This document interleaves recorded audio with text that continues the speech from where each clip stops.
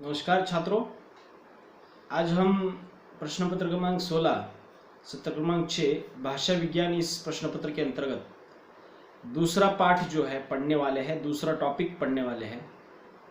पहला टॉपिक हमने भाषा विज्ञान की परिभाषा है।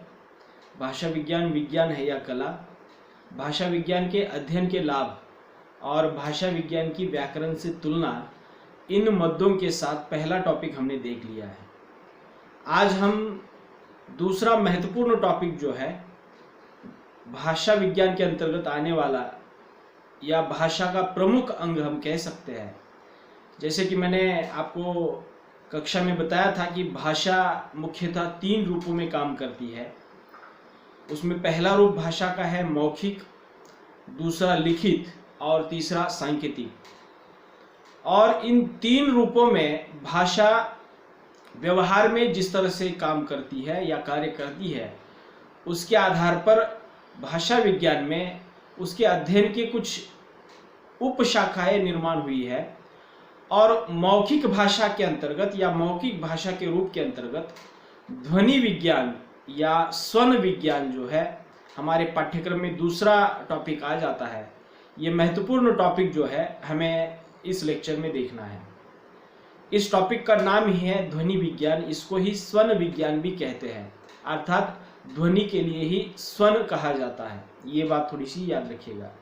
ध्वनि आप समझ जाएंगे, लेकिन स्वन शब्द जो है ध्वनि के पर्याय के रूप में वहाँ पे लिया जाता है और भाषा विज्ञान में ध्वनि शब्द के लिए स्वन शब्द का उच्चारण किया जाता है या इस्तेमाल किया जाता है। तो इस तरह से हमें थोड़ा सा प्रारंभिक बातें थोड़ी सी देखनी है। ध्वनि विज्ञान पाठ्यक्रम में दिए गए मुद्दों के आधार पर उस टॉपिक को तो हमें समझना ही है, लेकिन ध्वनि को समझते हुए हमें भाषा विज्ञान की जो ध्वनि है वहाँ तक की बातें थोड़ी सी समझनी है। देखिएगा कि हम जहाँ पे रहते हैं, हम प्रकृति में रहते हैं, हमारे आसपास जो भी कुछ चीज़ें मौजूद है, उन सभी चीज़ों से कोई ना कोई आवाज़ निकलती है। आपने देखा होगा कि पंछी चिल्लाते हैं, पशु रंभाते हैं या चिल्लाते हैं, बादल की गड़गड़ाहट होती है, हवा के कारण खिड़कियां बजती है, या बहुत बड़े तूफान के कारण आप देखते हो कि पेड़ों से भी आवाज निकलने लगती है। अर्थात ये जो आसपास जो मौजूद वो सभी ध्वनियां जो है या हमारे कानों पर आने वाली जितनी भी आवाजें हैं, रास्ते से जा रही गाड़ियों की आवाज़ आती है, या कहीं पर बहुत बड़ा धमाका हो जाता है, एक्सीडेंट हो जाता है, उससे भी बहुत बड़ी आवाज़ आ जाती है। हमारे सामने ये प्रश्न आ जाता है कि क्या सच में ध्वनि विज्ञान के अंतर्गत इन सभी ध्वनियों का अध्ययन किया जाता है क्या? तो पहले ही मैं आपको थोड़ा सा स्पष्ट कर देता हूँ कि भाषा विज्ञान के अंतर्गत जो ध्वनि विज्ञान ये उपशाखा जो है, उसमें सिर्फ और सिर्फ मनुष्य के द्वारा या मनुष्य के मुख से उच्चारित ध्वनियों का अध्ययन किया जाता है। अर्थात वह ध्वनि जो भाषा बोलने में सहायक है, उन्हीं ध्वनियों का अध्ययन जो है ध्वनि विज्ञान के अंतर्गत किया जाता है। अब जो मैं अन्य ध्वनियों की बात आपके सामने रख रहा था, उनके बारे में थोड़ा सा आप इतना ध्यान में रखिएगा कि प्रकृति में मौजूद या हमारे आसपास जितनी भी ध्वनियाँ उभरती है, वो ध्वनियाँ मनुष्य के मुख से अगर उच्चारित नहीं है या उत्पन्न नहीं हुई है, तो भाषा विज्ञान उस पर या ध्वनि विज्ञान जो है उस पर अध्ययन नहीं करता। ध्वनि विज्ञान में मात्र मनुष्य के द्वारा उच्चारित ध्वनियाँ जो भाषा बोलने में सहायक सिद्ध होती है, उन्हीं ध्वनियों का अध्ययन जो है ध्वनि विज्ञान के अंतर्गत किया जाता है। अर्थात ये बात तो आपके समझ में आई होगी। अब हमें सभी ध्वनियों की बजाय सिर्फ मनुष्य के द्वारा बोली जाने वाली और वो भी भाषा के लिए सहायक होने वाली ध्वनियों का ही हमें विचार करना है, और ध्वनि विज्ञान उस पर ही काम करता है। मैं अभी इस लेक्चर के माध्यम से आप तक जो मेरी आवाज़ पहुंच रही है, वो सभी की सभी ध्वनियाँ जो है ध्वनि विज्ञान के अध्ययन के अंतर्गत आ जाती है। क्योंकि मैं आपसे जो वार्तालाप कर रहा हूँ, वो सभी वार्तालाप जो है भाषा के माध्यम से मैं आप तक कुछ विचार जो है, कुछ बातें जो है आप तक पहुंचा रहा हूं। अर्थात भाषा बोलने के लिए, भाषा के मौखिक रूप को प्रस्तुत करने के लिए हमें जिन ध्वनियों का सहारा लेना पड़ता है वो ध्वनियाँ ध्वनि विज्ञान के अंतर्गत वहाँ पे अध्ययन के लिए आ जाती है। तो आप समझ चुके होंगे कि ध्वनि विज्ञान का क्षेत्र मनुष्य की ध्वनियों तक सीमित है, और वो भी मनुष्य की ध्वनियों तक मतलब मनुष्य द्वारा भाषा के उच्चारण में या भाषा के प्रस्तुतिकरण में इस्तेमाल होने वाली ध्वनियाँ ही ध्वनि विज्ञान के अंतर्गत वहाँ पे आ जाती है। अब देखिए, हमारे पास ऐसे बहुत सारे आवाज़ें या बहुत सारे देखिएगा, ध्वनि शब्द के लिए बहुत सारे पर्याय शब्द भी है। नाद शब्द है, कोलाहल शब्द है, ये आवाज शब्द है। अर्थात ये सभी शब्द जो है हम ध्वनि के पर्याय के रूप में सोच सकते हैं, लेकिन भाषा विज्ञान की ध्वनि के रूप में अगर हमें समझना है तो ये शब्द जो है थोड़े से अलग हो जाते हैं, और भाषा विज्ञान की ध्वनि जो है मनुष्य द्वारा उच्चारित ध्वनि से संबंधित होने के कारण वहाँ पे उसका संबंध जो है उस ध्वनि से आ जाता है जो भाषा बोलने में सहायक होती है।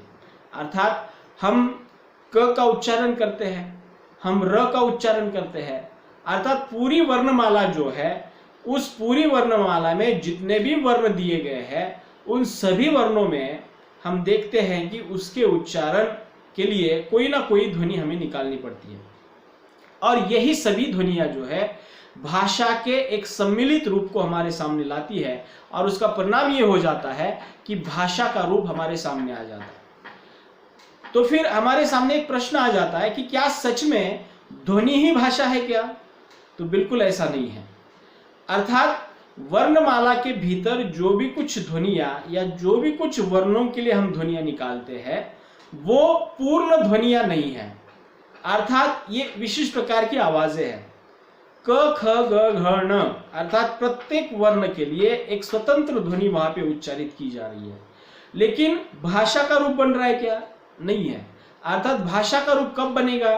तो ये क ख ग घ ण अर्थात क और अन्य कोई ध्वनि मिलकर उस शब्द के रूप में वहां पे आ जाती है। शब्द से तात्पर्य उस शब्द का कोई ना कोई अर्थ वहां पे निकलता है, तब वह शब्द जो है हमारे सामने कोई ना कोई अर्थ देकर प्रस्तुत होता है, और उसका उच्चारण के स्तर पर उसकी ध्वनि जो है सार्थक बन जाती है। अर्थात वर्णमाला में मौजूद ध्वनियाँ सार्थक होने के साथ साथ निरर्थक भी है। क्यों निरर्थक है? क्योंकि वर्णमाला के प्रत्येक व्यंजन को हम अगर स्वतंत्र रूप से वहां पे लिखेंगे या उच्चारित करेंगे तब उसका कोई अर्थ वहां पे सामने नहीं आता, लेकिन उन ध्वनियों को अगर हम अन्य ध्वनियों के साथ मिलजुल कर अगर उसका उच्चारण करते हैं तो उसमें कोई वहां पे शब्द बन जाता है। तो शब्द बनने के साथ साथ उसमें कोई ना कोई अर्थ वहां पे प्रस्तुत हो जाता है। उदाहरणार्थ कौवा शब्द है, कौवा शब्द का उदाहरण दे देता हूं। कौवा शब्द में क, औ और आ ये तीन प्रकार की ध्वनियां हैं। क, औ, आ, अर्थात इसको अगर हम विभाजित करेंगे तो क एक ध्वनि है, फिर उसके बाद औ ध्वनि है, और फिर उसके बाद आ ध्वनि है। अगर हम इनको स्वतंत्र रूप से भी उच्चारित करेंगे क, औ, आ, तो मुझे लगता है कि इससे कोई अर्थ स्पष्ट नहीं हो रहा है। लेकिन इन्हीं ध्वनियों को थोड़ा सा कुछ आधे रूप में वहां पे हम उच्चारित करके, कुछ पूर्ण रूप में उच्चारित करके अगर मिलजुल कर उच्चारित करेंगे तो उससे एक शब्द बन जाएगा। उदाहरणार्थ कौवा, अर्थात क का उच्चारण थोड़ा सा सीमित हो गया, औ का उच्चारण उस पर जोर दिया गया, और अंत में आ का उच्चारण वहां पे सामने आ गया। तो कौवा शब्द से वहां पे ध्वनियां तो तीन आ गई, शब्द एक आ गया, लेकिन उसका अर्थ भी एक वहां पे सामने आ जाता है। तो इस रूप में अनेक ध्वनियां मिलकर वहां पे शब्दों का निर्माण करते हैं, और शब्द ही बाद में पदों के रूप में परिवर्तित होते हैं, और पदों के आधार पर वहां पे भाषा में वाक्य बनता है।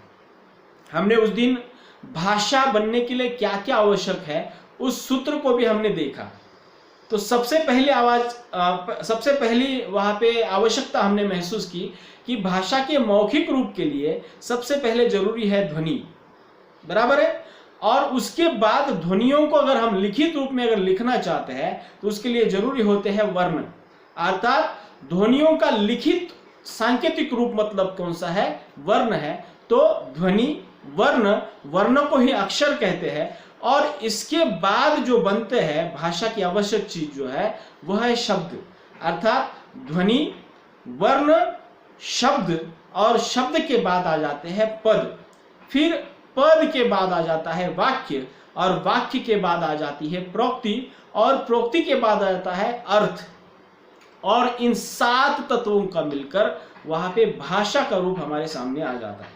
तो हमने ये कक्षा में बातें देखी है, इसको भी थोड़ा सा ध्यान रखिएगा कि ध्वनि विज्ञान को समझते समय मैंने जो भी कुछ आपको विस्तार से बताने की कोशिश की है उसको थोड़ा सा याद करके समझने की कोशिश कीजिएगा। तो मतलब भाषा का रूप जो है मात्र ध्वनियों के आधार पर ही संपन्न होता है ऐसा नहीं है। तो ध्वनियों के साथ साथ वहाँ पे वर्ण भी होते हैं, वर्णों के साथ साथ शब्द होते हैं, पद होते हैं, वाक्य होते हैं, और प्रोक्ति होती है, अर्थ होता है। तभी जाकर भाषा का एक सम्मिलित रूप हमारे सामने आ जाता है। और भाषा उससे अगर आगे जाकर हम कहेंगे तो शब्दों के रूप में प्रस्तुत न होकर वह वाक्यों के रूप में प्रस्तुत होती है, और वाक्यों के रूप में प्रस्तुत जब होती है तभी जाकर उसका पूर्ण अर्थ जो है हमारे सामने वहां पे आता है। तो हमें इस टॉपिक के भीतर वाक्यों की बजाय वाक्यों में आने वाली ध्वनियों की बात थोड़ी सी करनी है। इसलिए ध्वनि विज्ञान जो है सिर्फ और सिर्फ मनुष्य के द्वारा उच्चारित भाषा में सहायक ध्वनियों के लिए वहाँ पे अध्ययन के लिए सामने लेता है, और उसके आधार पर हमें उस ध्वनि विज्ञान को समझना है जिसके अंतर्गत मनुष्य ध्वनियाँ कैसे निकलता है, और ध्वनियाँ निकालता है तो वो किस आधार पर निकालता है, उसके मूल में ऐसी कौन सी चीज़ है या कौन से ऐसे अवयव है जिसके आधार पर मनुष्य ध्वनियाँ निकालता है।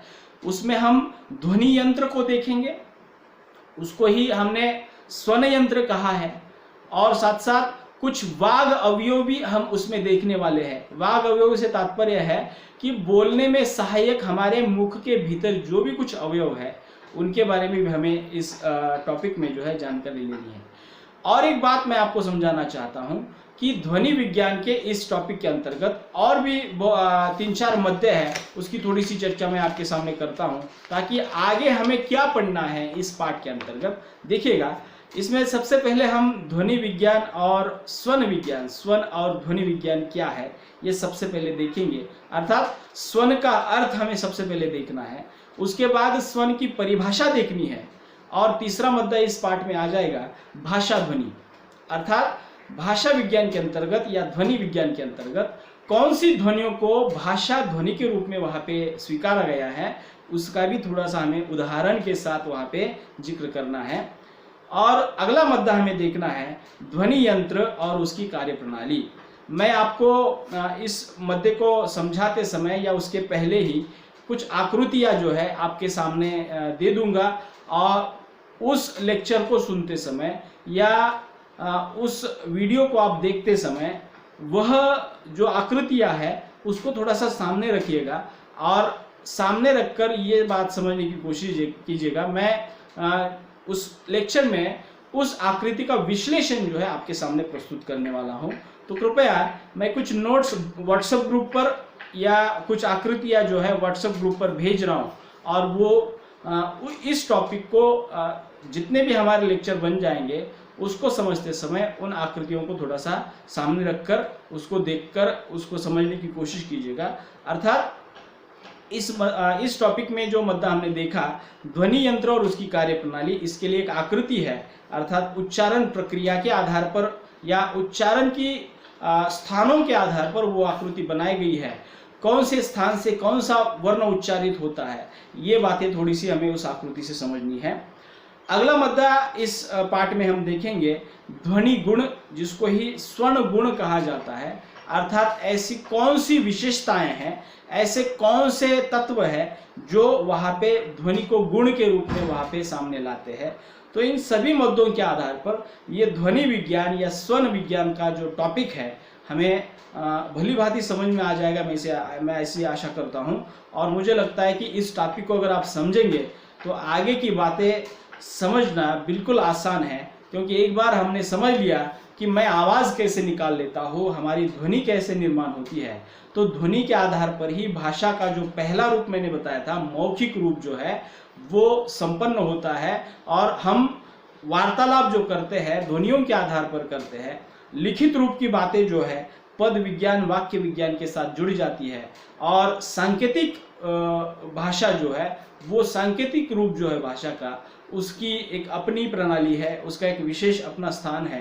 तो मुझे लगता है कि सबसे पहले हमें मौखिक विज्ञान या मौखिक भाषा के रूप को समझना है, उसके बाद लिखित भाषा के रूप को समझना है, और हम सांकेतिक भाषा के रूप को समझेंगे। तो मुझे लगता है कि ये पूरे मध्य जो है लगभग 5 मध्य इसमें दिए गए हैं। ये मध्य हम अच्छी तरह से समझेंगे, मैं उसका विश्लेषण आपके सामने रखूंगा। इन लेक्चरों को, इन वीडियोस को थोड़ा सा गंभीरता से सुनिए, ताकि आपको ये ध्वनि विज्ञान नामक पाठ जो है या स्वन विज्ञान नामक पाठ जो है अच्छी तरह से ध्यान में आ जाए। तो अगले लेक्चर में मैं एक एक मुद्दा आपके सामने रखूंगा। इस लेक्चर को सुनते समय मैंने फिर से एक बार दोहराता हूँ कि मैंने जो आकृतियाँ भेजी है वो आकृतियाँ थोड़े से अपने आंखों के सामने रखिए, आपको अपने आप ये बातें समझ में आ जाएगी। तो मिलते हैं अगले लेक्चर में। धन्यवाद।